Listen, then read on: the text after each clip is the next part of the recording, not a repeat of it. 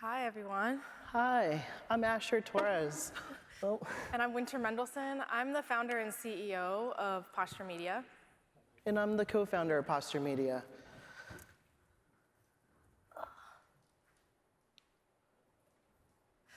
So I'm just going to give a little overview of our company for those who might not be familiar. We are a full-service creative studio based in New York City. We specialize in creative strategy, content production, diversity consulting, and events. Our entire mission as a company is to champion diversity in advertising and communications.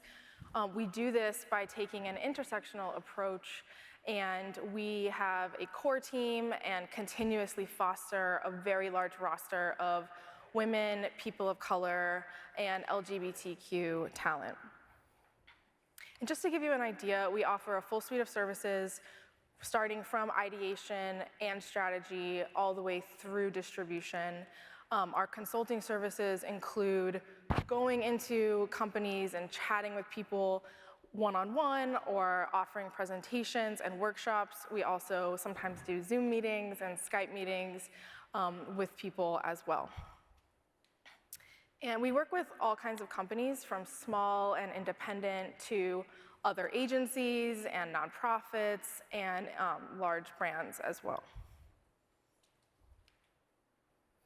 Yeah, so Once in a Pronoun is a video that we're going to share with y'all, something that we did for Pride at Posture, a little bit of taste of what we do over there, and something that we also, Cannes, we premiered it at Cannes this year, and Kat Gordon and 3% Conference really got behind what we're doing. It was a huge support and sponsored what we were doing. And I just want to say thank you so much, Kat, for that opportunity and also just being here, truly.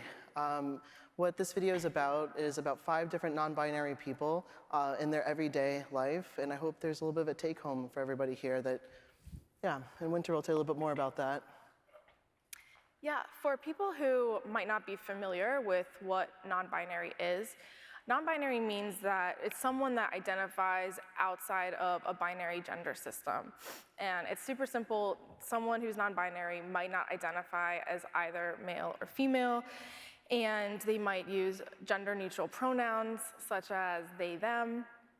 And some of you might be like, but they, them is plural.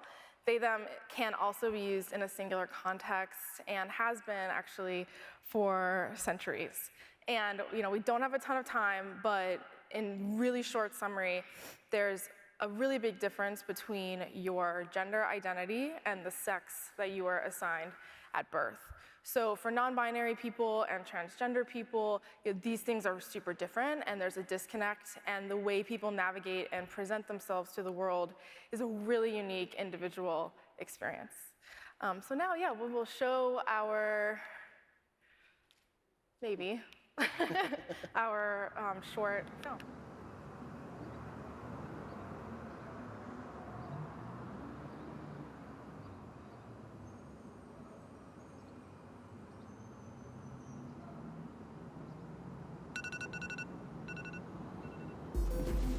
My abuela used to say, there's no good or evil, there's always just balance.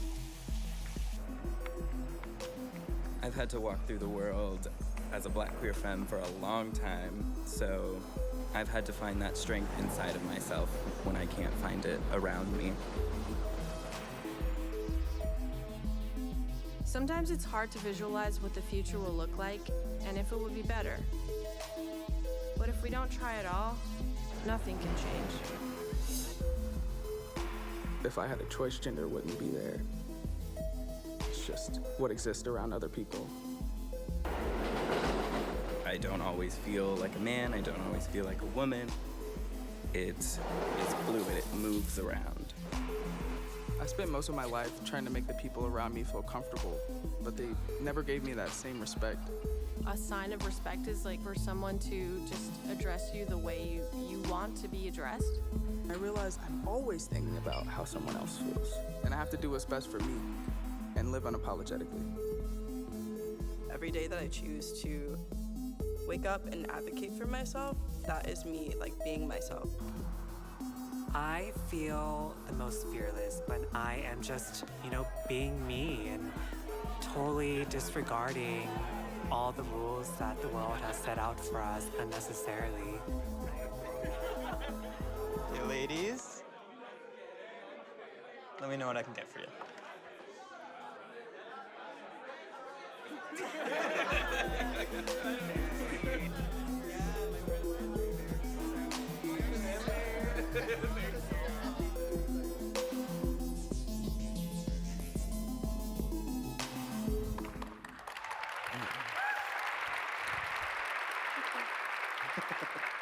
So as you can see, these people navigate a highly gendered world, and it can be exhausting and overwhelming when you're constantly misgendered or just gendered in general.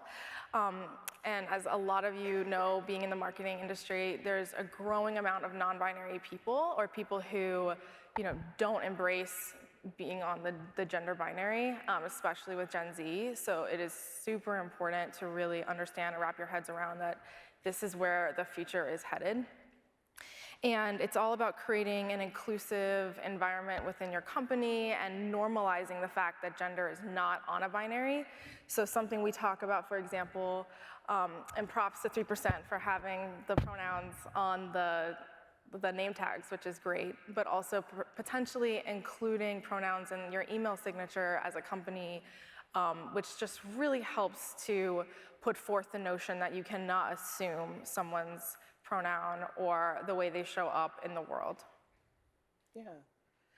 All right, I'm gonna ask Winter a question. I'm curious, or let's tell everybody, why as an executive producer of this film, why does it sit so close to your heart, truly?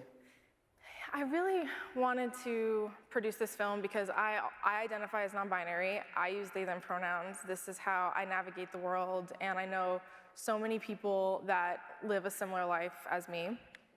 And we, as you know, we launched this during June for Pride. It was World Pride this year. And a lot of what I've noticed over the years is companies really embracing, the first step, right, is lesbian and gay, and this is the basic, but I've noticed that non-binary and trans communities often get left out of the conversation or, aren't given the same visibility, and these are populations and communities that are super vulnerable. We lose a lot of trans women of color every year to murder and violence due to a lack of education and awareness. So that was really important to me, Asher, for us to do a video that was for Pride, fully dedicated to non-binary and trans people. Yeah. And also it represents our mission as a company in that, as you know, not only was everyone that we cast in this film actually non-binary in real life, but we had a 99% queer, non-binary, and trans crew working on the film as well. And we're, yay! And we are major proponents that people should be sharing their own stories and that diverse teams, should not just be reflected in your casting, but should be in the writer's room and the directors down to your production assistants, and really thinking about who is given opportunities to come up in this industry. It's true. To touch upon something that's about allowing the right people to tell the right stories, right? And that's what we really truly believe in at Posture, and putting the right teams together for our clients, if it's brands or whomever, or when we do work with other agencies, and that's why agencies come to us. And also, yeah, so just add a little something. Yeah, well, I'm curious, because Asher, you're the co-founder of Posture, but you're also our senior production director, and you were the senior production director on this film. And you played such a huge part in finding the crew for this production. Yeah. Can you, tell everyone a little bit about your process for finding diverse talent and what advice you could give to other people who want to diversify their teams? Sure. As a trans person of color, this project didn't fall too far from what I know every day and the community that I personally keep. But there's some really great tools out there. They got Facebook, you got Instagram. I'm part of so many different production groups on Instagram. I really, truly pay attention to what these younger generation or what the younger creatives are putting out there. And if I see something that really sparks me, I write them a message. I get a drink if they're local, or I start this relationship with them. And then, like I said, so many different groups on Facebook there are, and like Instagram is my favorite tool to use.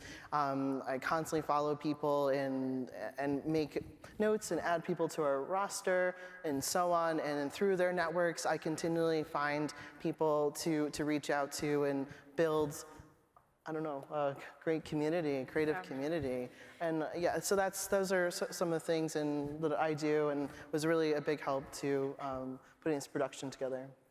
Well, I think that I just want to add on to that. You came on and we decided that you would really focus on talent. And I think it comes back to our mission that you have to put in the time to find diverse talent and either work with companies, like Posture, or partner with groups doing the work, or internally have someone who is dedicated to doing that research. Because, as we know, you put a job description out there and you can't expect these people to feel comfortable to come to you. You really have to do the work to find the talent. Yeah, that's what we do every day, right? It's all about community. Like we have a Facebook group that's a creative Facebook group that allows people to put, and that's within our community. We have a membership program where we host live events. It's called Posture Live, and we bring tools, and somebody is going to be on our next. If you like what these guys are saying, come and see me speak in New York at our Posture Media event on Sex and Tech, Thursday, November 14th. Yes. Thank you. But I meet so many lovely people on the ground there, and it's endless. It's just, again, about community and just being super involved and not forgetting about that. Because everybody here, we all started somewhere, right? Truly, you all started somewhere. So don't forget that. Yeah, and our event series, Posture Live, is designed for underrepresented creatives. And I'll just say, too, quickly, we have amazing speakers like Cindy Gallup that come and don't give their time and make amazing opportunities for people. And we charge only $5 or free for people who can't afford it. So accessibility is super important when you're thinking about who you really want to attract and make space for. So Winter, let's give a little story or a little bit of what you went through as an entrepreneur, opening Posture. What's the history on that, and where Posture started, and now where it is today?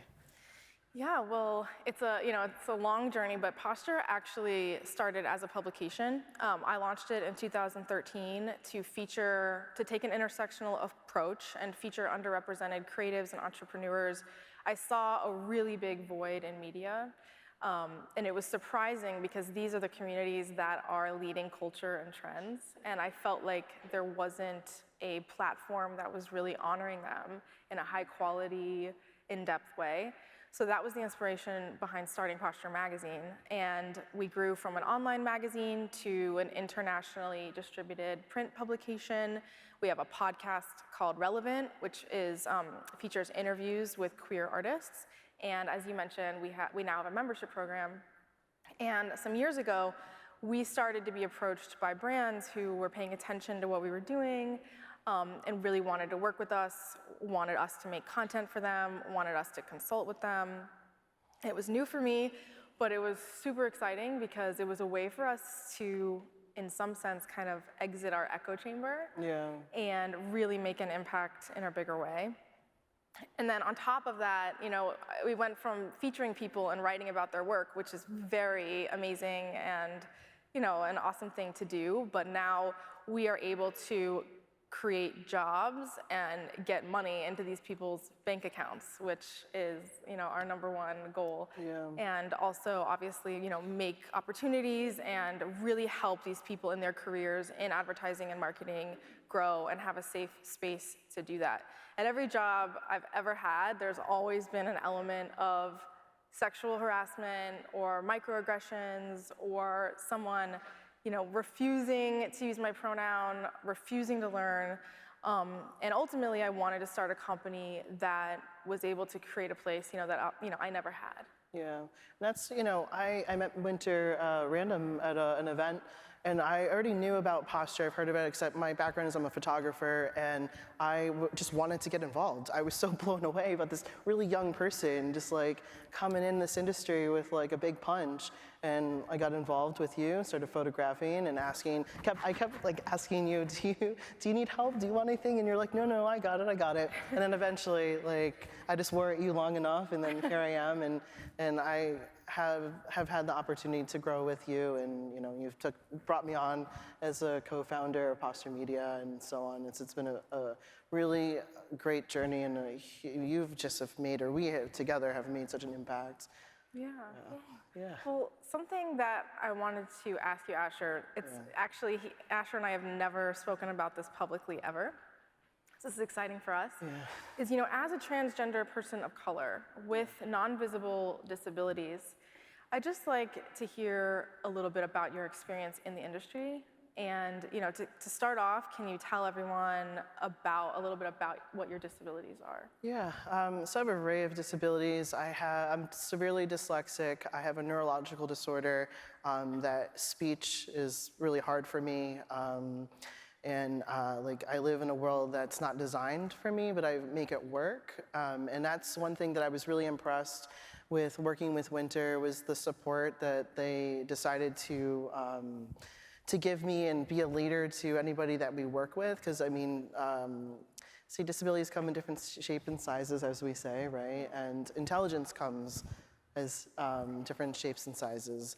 And one thing I can say as leaders here is supporting your teams, supporting the people that you work with every day. There's simple tools that a company can have, like speak to text, that you can provide, or arming or talking to your company or HR about asking what maybe people's needs are. And that's really important because there's so many things that are missed and so many opportunities that as leaders with great talented people that you're gonna miss. And I've learned so much from you, just from working with you for over 5 years. And I think you were a big inspiration for why Posture adapted a flexible and remote work option environment. We think about what an office is every day, but lights, noises, open floor layouts can be really detrimental to people with disabilities, and beyond that, people's mental health. So it's just trusting who is working for you and really creating an environment that is truly inclusive for all. Yeah. So we don't have much time. I just want to end by saying that as a company, we don't believe that the future is necessarily female, but that I'd like to quote non-binary activist Jacob Tobiah and say that we hope that the future will be gender chill and gender fluid. I love Jacob, and gender fluid. Thank you.